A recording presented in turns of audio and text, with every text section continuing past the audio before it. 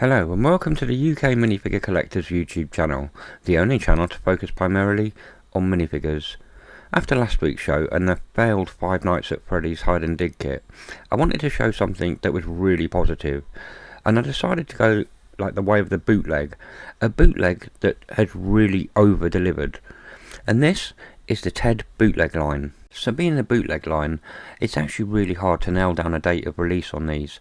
But I believe it's somewhere between the two movies, so 2012 for the original and 2015 for the sequel. From what I can tell, the original sculpts seem to have appeared as Takara Gashapon sets, but as you can see on the checklist, there's only 5 of them, so one of these has been added. So you can see straight away the likeness is absolutely spot on, and this is what I kind of meant about them Five Nights at Freddy's. For instance, this one actually looks like the character and it's been pulled off really well. It's a lovely solid material as well. I mean, I don't like the way it captures the dirt and stuff, but it's not a bad sculpt, let's be honest here. So I was actually pleasantly surprised with these minifigures. I think they're sculpted really well. The painting leaves a hell of a lot to be desired, and you can see it around the nose and the eyebrows. But otherwise, I can totally see, Ted sitting on a sofa with John, stoned out of their minds, drinking from beer bottles. But I think that's the only thing that's missing from this minifigure. Maybe the addition of a beer bottle in his hand would have worked. Now this sculpt of Ted perfectly encapsulates what I'm trying to get at about the two videos. The Five Nights at Freddy hide and dig kit removed the essence of what was good about Five Nights at Freddy. They took the horror out. Yet a bootleg company have put the essence back into a minifigure. They've added the fun, and you can tell straight away by looking at the figure exactly who he is and that he's fun.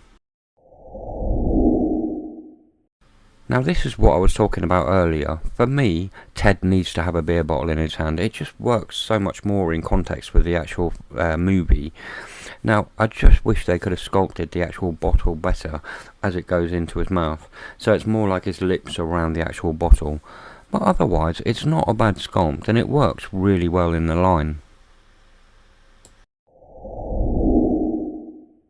The next sculpt is Ted in the mid-motion of doing the Dirty Fozzie, that hilarious dance he does on top of the actual cash register.